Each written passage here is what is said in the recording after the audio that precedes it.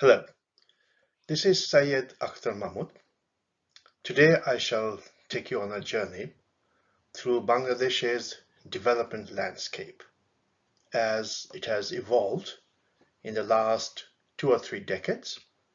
And in some cases, we shall take a longer look at history, starting from around the time of Bangladesh's independence 50 years ago.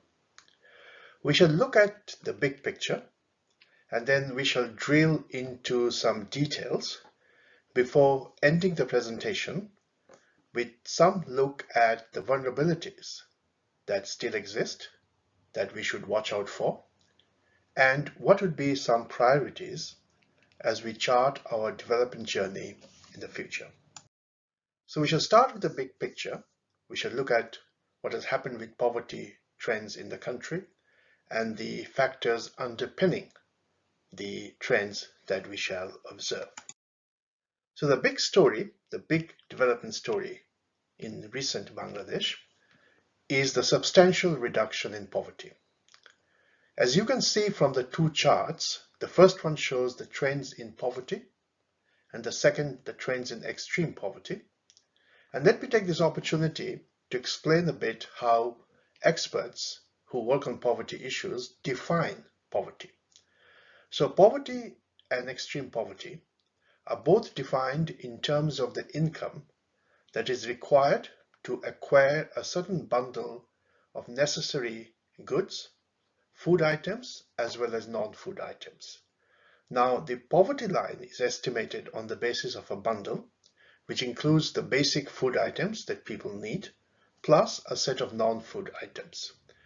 For the extreme poverty, the criteria is the basic foods plus a small amount of the non-food items that's included in the poverty calculations. So the extreme poverty calculation is, in a sense, less demanding than that of poverty because people would be considered extreme poverty if their incomes are not enough to buy a modest bundle of mostly basic food items and a small number of non-food items, whereas to be classified as being above the extreme poverty line but below the poverty line, it's a slightly larger basket of goods that people will have to be able to consume. So that's roughly the way the poverty rates and extreme poverty rates are calculated in Bangladesh. And that's pretty much the same approach in other countries. Of course, the amount of income required to qualify as non-poor or as extreme poor would vary from country to country. So what are the trends that we see? We have data from 2000 to 2016, as we have data for 4 points in time during this 16-year period.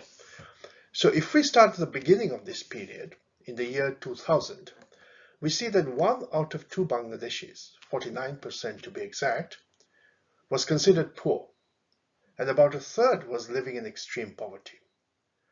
The situation was slightly worse than the national average in rural areas and was somewhat better in the urban areas. That's the situation in 2000. Since then, as you can see from the falling lines, the falling curves in both the charts, the poverty rates, both national average as well as rural, have steadily fallen, so that now in 2016, about 25% nationwide is considered poor. 25% of the entire Bangladeshi population is considered poor. This may be compared to the rate of almost 50% just 15 years previous to that. The proportion of people living in extreme poverty has also fallen. It was, as we said, 35% in 2000. It fell to about 13% in 2016. One word of caution, the reduction in poverty rates, although very steady for the national average as well as rural areas throughout this entire period, in urban areas, the rate of poverty reduction slowed down considerably. In fact, it has become almost stagnant in the period 2010 to 2016. As you can see from the lines becoming, the gray lines in both charts becoming roughly flat or declining at a very modest rate after 2010. So that's something to watch out for. So why this substantial reduction in poverty? A number of factors are at play here. The first one is the rather impressive growth record that Bangladesh has demonstrated over the last 3 or 4 decades. Now the chart here takes a longer look into history. We have data from 1961. The data is on the annual rate of growth of GDP. And you can clearly see two distinct patterns here. First, you have the period in the 1960s and 1970s where the growth rate of GDP fluctuated quite a bit. You can see the very large fluctuations in GDP growth rates to the left of the vertical red line. That red line is around 1979, 1980. But after that, we see a different pattern. We see a steady increase in GDP with relatively low year-to-year fluctuations. And there, in the 1980 to 2019 period, we can again see three subphases. In the 1980s, the growth was steady, but reasonably modest, 3 to 5%. In the 1990s, it increased to roughly around 5%.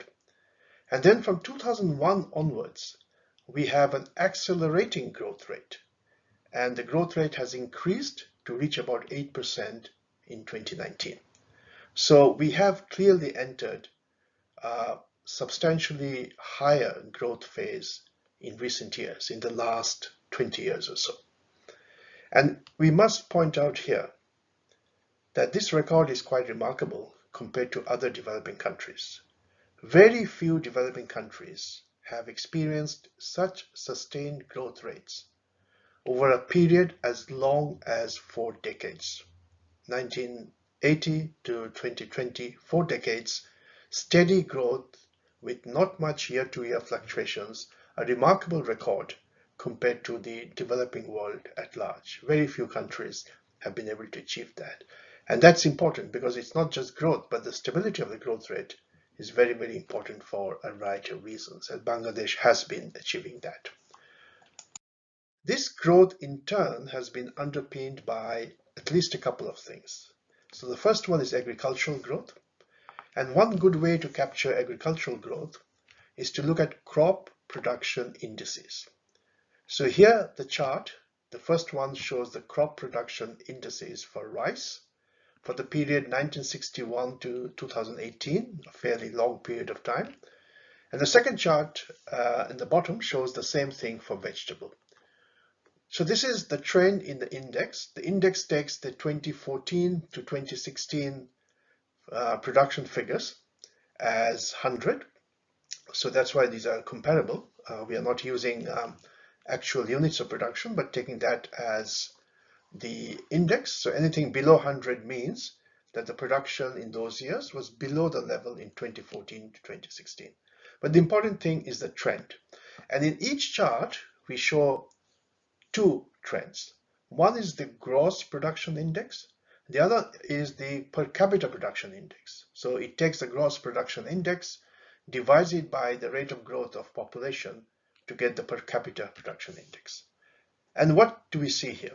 We see a roughly similar trend for both rice and vegetable.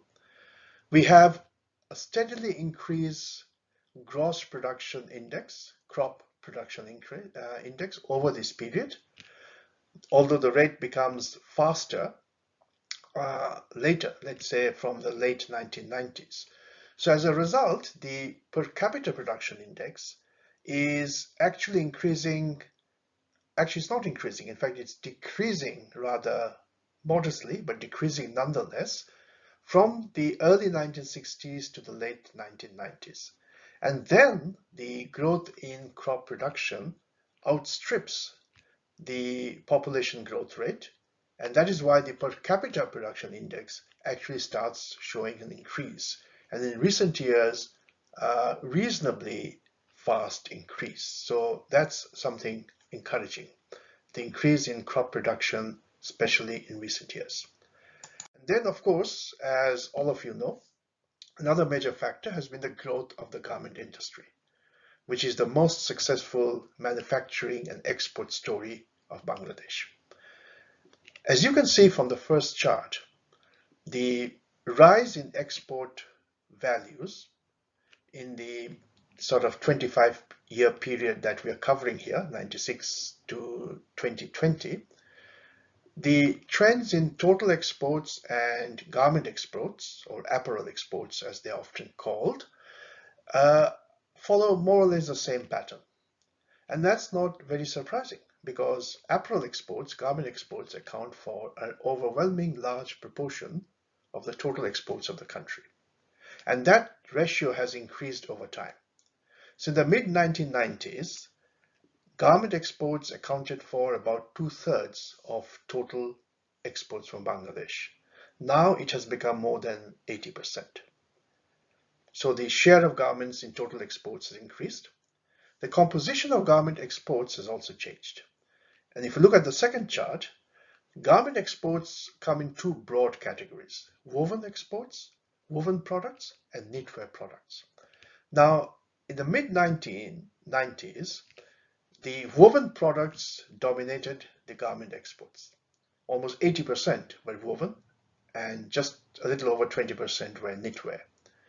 But we can see that in more recent years, the two have become equally important. The proportions now are almost the same. And you can see that in the way the blue line and the orange line have merged in the second chart. Nonetheless, despite this growth in garment exports, despite the change in composition between woven and knitwear, five products account for 75% of Bangladesh's garment exports. Now, this is five products at a certain level of disaggregation. In these five product categories, there are other sub-products that we can also talk about. But this tells us that when we talk of diversification, there's actually two types of diversification that we should be talking about. One is the diversification away from garments. So right now, more than 80% of garment exports, of total exports rather, come from garments. And that's heavy dependence on one product. That needs to change. But even within garments, there is scope for further diversification. In fact, we are only just scratching the surface. There are hundreds of products that we are not exporting or exporting very little of, where there is a very large global market that we can exploit and therefore diversify our garment exports in addition to diversifying total exports. But nonetheless, this has been a success story. There are not that many developing countries which can boast such a success story in manufacturing and in exports in recent years. And then, of course, there's been the growth of remittances, which is the other export, the export of manpower abroad. And here again, you can see there's an interesting pattern. Initially, in fact, the data here is from the mid-70s, so mid-70s to 2019, till about the end of the 1990s, it was a relatively slow growth in remittance inflows, and that you can see in the top chart there. And then there is a fast acceleration in the rate of remittance inflows, starting from the early part of this millennium, from the early 2000s. A very sharp rise, and then in recent years, however, there's a bit of a flattening in remittance inflows. And this has resulted in a certain pattern of remittance inflows when looked at as a percentage of GDP, which is what the second chart here shows. A modest increase, in fact, stagnancy for quite some time in the sort of the 80s and 90s, and then the remittance inflow outstripped the increase in GDP, and so we see the remittances going up as a proportion of GDP. But then in the last 7, 8, 9 years, there has been a decline remittance inflow as proportion of GDP. Of course, the GDP itself has grown at a fast rate, but as we can see from the top chart, remittance growth has actually flattened. So that's a concern. And that's a concern also because remittances actually help reduce poverty. In 2016, 8% of households had a family member who had migrated abroad in the previous 5 years.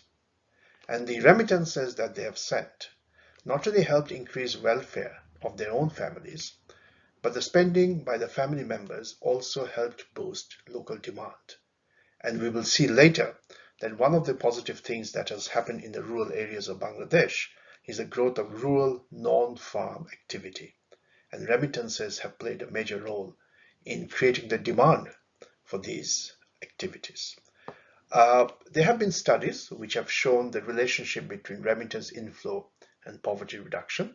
So, for example, we know that during the period 2000 to 2016, poverty fell faster in districts which had sent more migrants abroad.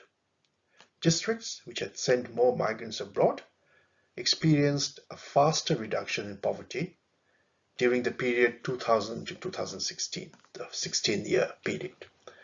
And the studies have also indicated that if 0.1% of a district's population migrated abroad, its poverty would fall by 1.7%.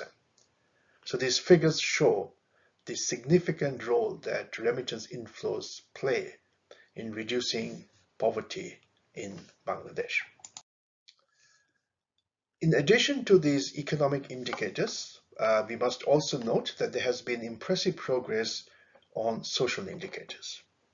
And in this slide, we show a couple of those indicators. The first one is the under 5 mortality rate. In other words, how many babies born would die before their 5th birthday. This figure was very high till the late 1970s. In fact, 1 out of every 5 baby would die before its 5th birthday. But then this rate has started declining sharply, as you can see in the top chart. And by 2019, the rate had fallen to 31. So in the late 1970s, it was 1 out of 5 babies. So the rate is 2,000 babies out of 1,000. That's how it's measured. 2,000 out of 1,000 would not survive till its 5th birthday. The number has fallen from 200 to 31 in 2019, a very significant drop from 200 to 31. And this is below that in Pakistan, where the rate is 67, and even that of India, where it is 34. But we are still far behind Sri Lanka. Sri Lanka has achieved tremendous progress in reducing the under 5 mortality rate.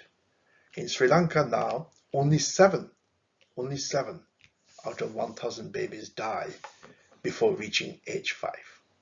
So that's a remarkable progress Bangladesh has achieved, even though we still need to go farther and catch up countries like Sri Lanka. Another indicator is life expectancy.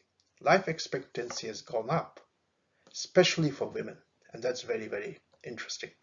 In 2000, and this is what we can see in the second chart, each set of bars that you can see show the life expectancy for women, which is green, for men, which is blue, and brown is the average for all Bangladeshis. For the year 2000, the year 2011, the third one is possibly obstructed by my picture, but the year is 2016. And as you can see, the bars have increased in length, which means life expectancy is increasing. But the interesting thing is that in 2000, the life expectancy rate was slightly higher for women than men, just only slightly higher. By 2016, it has become substantially higher. So it was 74.3 now, or rather in 2016, versus 70.9 in 2000, substantial increase there. The fertility rate for women has also come down from 5 per woman in 1981 to about 2 in 2019. And that explains the impressive reduction in birth rates that we have observed in Bangladesh in the last 2-3 decades or more. So impressive progress on social indicators. Educational attainments are increasing. More children are now attending schools.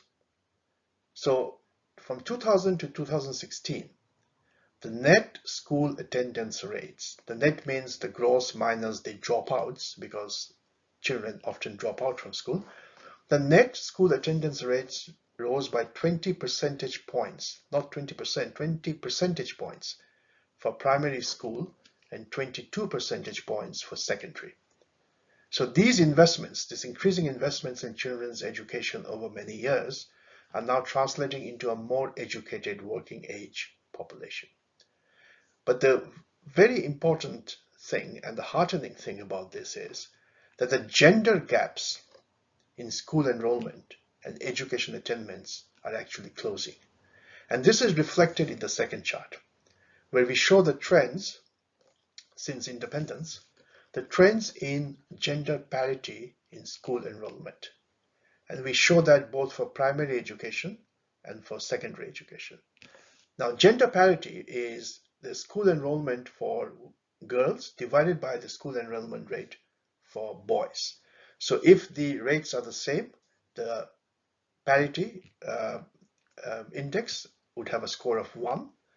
If the score is less than 1, that means that female enrollment, the tendency of girls to attend school, is less than that of boys. So an increase in the gender parity index means that more and more girls are going to school relative to boys. And as we can see, in the 1970s, the gender parity was very low, especially for secondary enrollment, but also for primary school enrollment. Since then, there has been a steady increase. And now, in recent years, the parity index has gone above 1, which means girls are going to school or completing school more than boys are doing. And this has been due to a number of factors: expansion in the number of schools, targeted stipend programs for girls, and in a sense, the growth of the RMG industry has also increased the returns to education, and therefore we see more girls going into school. In tertiary schooling, however, girls are still underperforming compared to boys, and that is something we have to look into. The female primary school enrollment rates in Bangladesh actually exceed the average in South Asia and the average in lower middle income countries. The other heartening thing is that school attendance has grown more rapidly among the poor. So it's not only the gender gap, but also the income class gap, the rich and the poor gap, is also reducing. And that reduction is happening because of a combination of public spending, spending by the government, and private spending. People, even poor families, are spending more on the education of their children. And we have two charts here. The top one is for primary education and the bottom one is for secondary education. The blue bars show the percentage of spending for the poorest 20% of the population, and the orange bars show the spending for the richest 20% of the population. And in each chart, the first pair of bars refer to public spending and the second refer to private spending. And the patterns are very clear for both primary and secondary. As you can see, for the poorest 20% of the population, public spending is very important, it's critical. We can see that almost 80% of spending in primary education for the poorest 20% comes from the government, from public spending. And just about 20% comes from the families themselves, from private spending. Whereas for the richest 20% is the other way around. Only about 20% comes from public spending and almost 80% comes from the private spending of the families themselves. It's the same picture, although the differences are less stark in the case of secondary education. So these developments increased spending by the families themselves, including the poor families, but also increased public spending has been very important factors in helping to reduce the gap in education spending across socioeconomic groups. And that's why the, the educational attainments, the gap between the poor and the rich in terms of education attainment is coming down. The gap is still big, so we should keep that in mind. It's still big, but it's coming down. For example, in 2000, the richest 20% spent 22 times more on education than the poorest 20%. In 2016, this has come down to 6 times, but still 6 times more. So we have to keep that in mind. So those were sort of the headline items.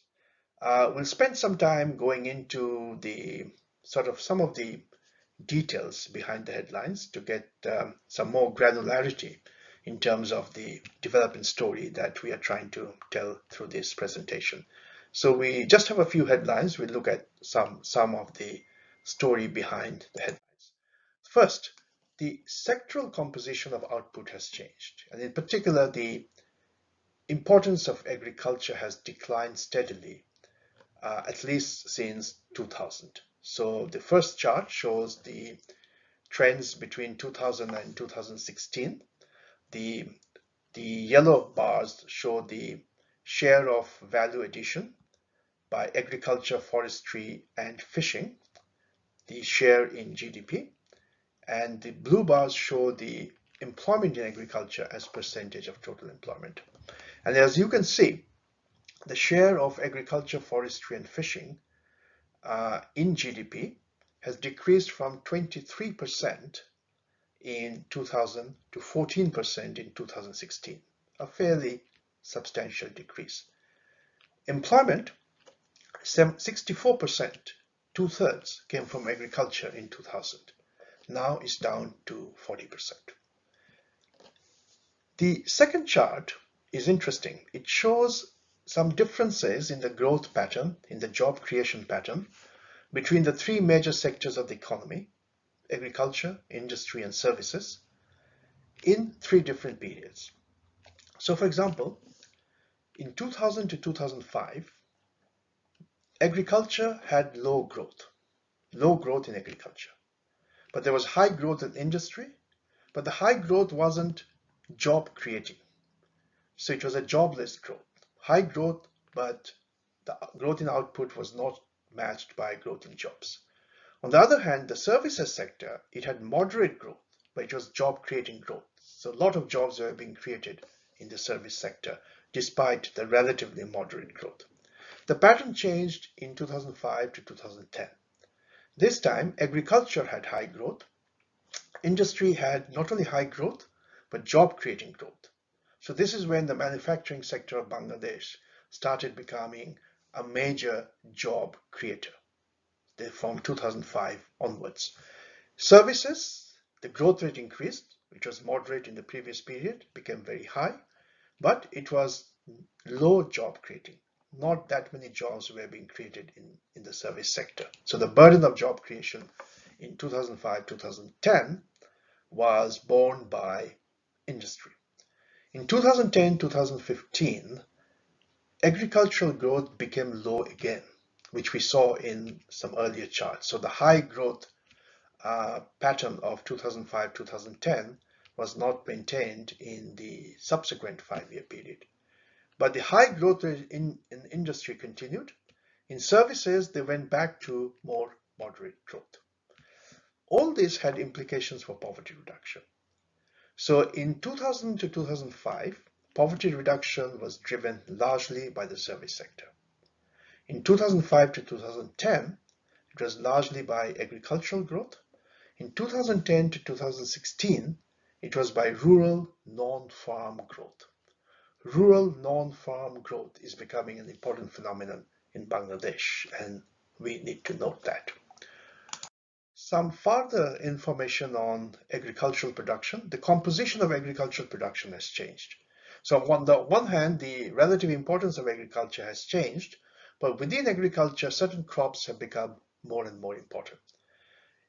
We see a composition of rice production changing in the top chart, we can see that oust production, which is shown by the blue line, has been relatively stagnant in the period 1990 to 2019. So over a 3-decade period, relatively stagnant. Almond crop, shown by the red curve, um, was more or less stagnant for a long time and then increased a bit in the last 10-15 years. But the most significant increase has been that of boro crop. Significant increase during the 1990 to, let's say, about 2005, 2007, and then a relatively modest rate of growth after that. But boro has clearly become the most dominant rice crop. There's also been other changes, and the second chart gives you a flavor of that. So in 1990, sugarcane production was far more important in terms of the volume, metric tons, than potato production. Sugarcane much higher than potato. But then the picture has changed. Sugarcane production has steadily decreased, as you can see by the blue line in the second curve, the second chart, whereas that of production, the production of potato, has increased very significantly. So that's just a snapshot of how agricultural production, the composition of it, is changing over time. As I said, rural non-farm activities have expanded, and they are now an important source of income for rural Bangladeshis.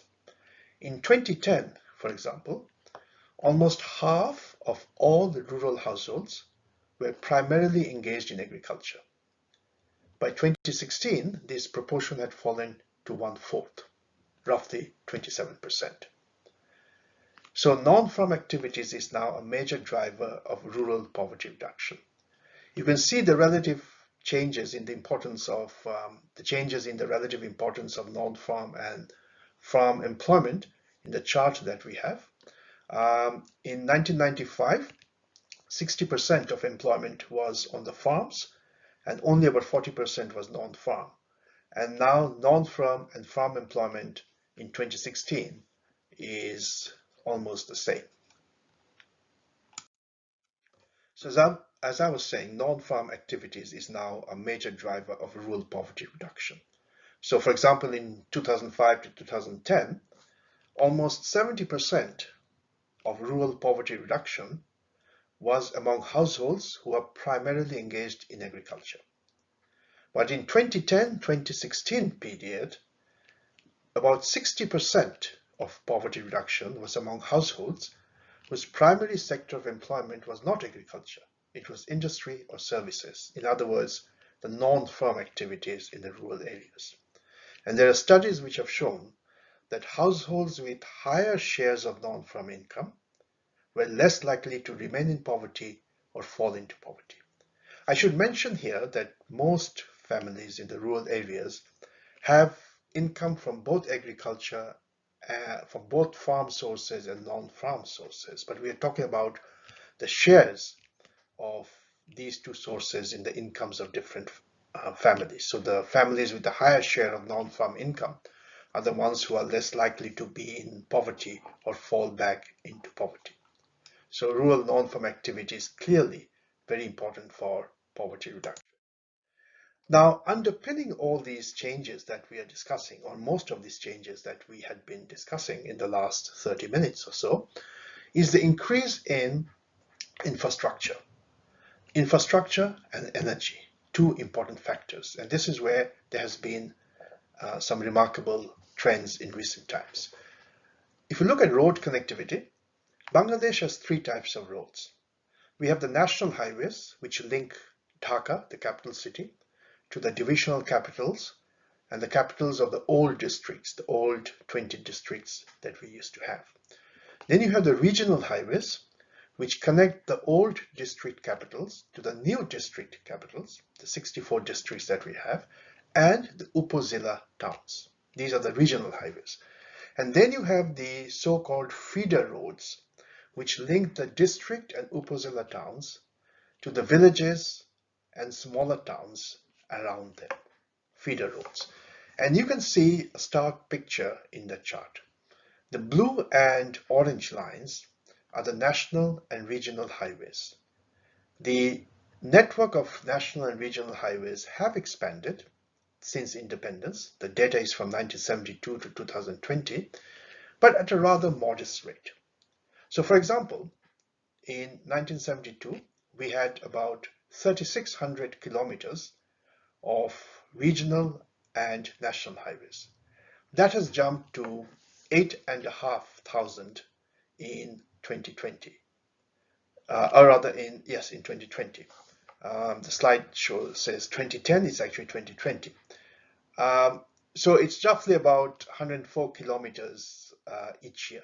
Not a big expansion. But the big expansion, and this happened largely in the 1990s, has been in the feeder roads.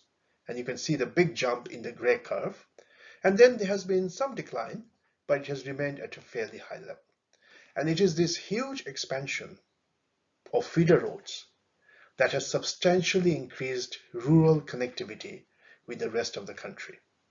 And so the trends that we were seeing before, for example, the increase in rural non-farm activity, the increase in production of certain products, vegetables, potatoes, for example, which have a market beyond the villages, that has been possible because of this impressive expansion of rural connectivity with the rest of the country. So that has been a major factor in our development journey in the last 2-3 decades. At the same time, more people now have access to electricity. As you can see from the first chart on the top, there's been a substantial increase in the last decade and a half in the capacity to generate power. The two curves show power generation capacity. The blue curve is the installed capacity, and then the orange curve is the maximum generation, because generation is usually less than what the installed capacity is. But as we can see, a long period of modest improvements, and then in recent years, very sharp increase. And the impact of that on people is shown by the second chart, which shows the proportion of people nationwide, but also broken down by rural and urban populations who have access to electricity. In 2000, 2011, the last one is actually 2016. And what do we see here?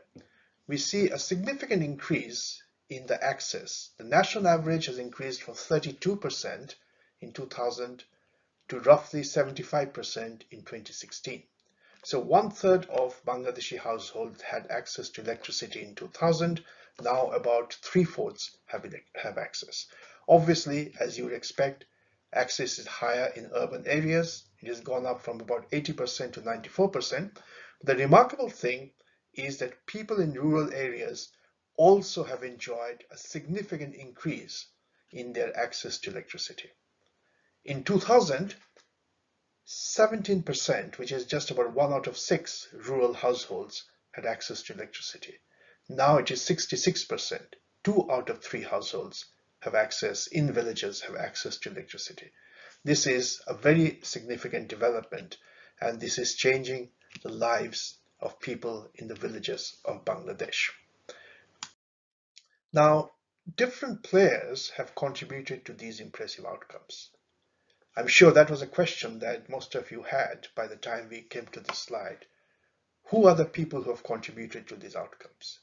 So the answer is that all three major categories of players, government, private sector, and NGOs, have contributed, although in different ways. So for example, the government, one of its major roles is policy, and they've had policies which have been conducive to growth and conducive to improvements in social indicators.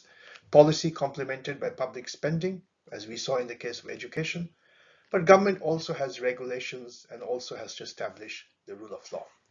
The private sector has contributed through their investments, which have led to job creation and supply of goods and services, and has also triggered technological development in the country. And then, of course, you have NGOs. NGOs come in different categories. You have NGOs like BRAC and Grameen Bank, NGOs like Ain or Shalish Kendro, whose logo you see there, and of course you have many think tanks which are also NGOs in a sense. NGOs contribute through social innovation, through service provision, especially to the poorer segments of the population, and they are quite innovative in providing service to these classes of population who are normally underserved. They also build awareness on different social issues, and they advocate for changes in service provision, changes in policies, and changes in other things such as strengthening human rights and so on. So advocacy is a very important function that NGOs play. So that was about the development history, the landscape, the journey that Bangladesh has taken in the last few decades. So what about the future now? So I'll end, but before I go into the future, I just want to mention that although the story has been very impressive, there's no scope for complacency. Why? I'll mention just two facts. Firstly, the reduction in poverty has been uneven across Bangladesh. If you look at the map at the bottom, the darker the area, the higher the poverty rate. And you can see that there are large chunks of Bangladesh in northern and the western parts of the country, and also to some extent in the southern parts, where poverty rates are high. Poverty rates are much lower in Dhaka and some districts around Dhaka on the eastern side of Bangladesh. If we look at the top chart, we show how poverty rates have changed during the period 2010 to 2016. And this shows the rates by divisions. In all divisions, the poverty rate has fallen, but in one division, Rangpur, which was actually the poorest division in 2010, poverty rates have actually gone up. So that's a bit worrying. This was the poorest division. It has become even more poorer during this 6-year period. The differences between the eastern and western regions of the country had actually narrowed during 2005-2010, but it has widened again in 2010-2016. So we need to keep a watch over this. We don't want the regional disparities to widen over time. We actually want them to become narrower and narrower so that we have more even poverty reduction and even growth patterns across Bangladesh. The other thing we should be concerned about is vulnerability. Although poverty has gone down, the share of vulnerable people, i.e. those who may become poor again, is high. It was 40% in 2000, and it is increasing. It went to 50% in 2016. So that's quite worrisome. And we also know that the recent pandemic, COVID, has also starkly revealed the fact that there are many people who can quite easily fall back into poverty. The chart also tells us that the per capita growth, the growth in per capita consumption has become more unequal over time. In 2000-2005, the per capita consumption growth rate was 2.3% for both the population as a whole as well as the bottom 40%. In 2010-2016, the consumption growth for the bottom 40% of the population fell to 1.2%, and that for the population as a whole fell to 1.6%. So a drop for both categories, but particularly for the poorer sections of the people. So inequality is rising, another matter of concern. Now looking into the future, some priorities, just some, there are other as well. First, improve agricultural productivity by shifting towards non-rice crops and non-crop agriculture, because these are more productive than rice. Expand rural non-farm activities by improving connectivity, especially in the western districts of Bangladesh. Increase manufacturing jobs in urban areas. These are more productive jobs, so very important to increase manufacturing jobs in urban areas. At the same time, we must recognize that even if manufacturing jobs go up, formal manufacturing jobs, the informal sector will still remain very important in the urban areas for several years to come. The question is, can we increase productivity of these activities? The answer is yes, we can. And if we can do that, incomes of people involved in informal sector activities will go up. We have to increase female participation in the labor force. There has been some recent decline in this. We want more women to come into the labor force, but this will require some investments.